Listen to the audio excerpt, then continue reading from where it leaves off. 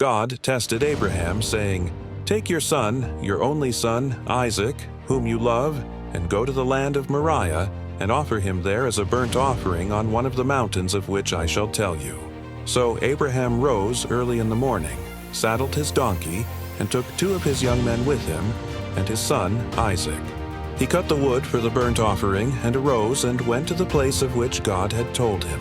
On the 3rd day, Abraham lifted up his eyes and saw the place from afar. Then Abraham said to his young men, "Stay here with the donkey. I and the boy will go over there and worship and come again to you." And Abraham took the wood of the burnt offering and laid it on Isaac his son. And he took in his hand the fire and the knife. So they went both of them together. And Isaac said to his father Abraham, "My father." And he said, "Here I am, my son."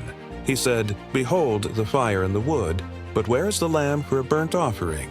Abraham said, "God will provide for himself the lamb for a burnt offering, my son." So they went both of them together. When they came to the place of which God had told him, Abraham built the altar there and laid the wood in order and bound Isaac his son and laid him on the altar on top of the wood. Then Abraham reached out his hand and took the knife to slaughter his son. But the angel of the Lord called to him from heaven and said, "Abraham, Abraham." And he said, "Here I am." He said, "Do not lay your hand on the boy or do anything to him. For now I know that you fear God, seeing you have not withheld your son, your only son, from me." And Abraham lifted up his eyes and looked, and behold, behind him was a ram, caught in a thicket by his horns. And Abraham went and took the ram and offered it up as a burnt offering instead of his son. So Abraham called the name of that place, "The Lord will provide."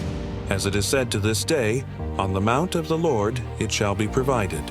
And the angel of the Lord called to Abraham a second time from heaven and said, "By myself I have sworn, declares the Lord, because you have done this and have not withheld your son, your only son, I will surely bless you, and I will surely multiply your offspring as the stars of heaven and as the sand that is on the seashore.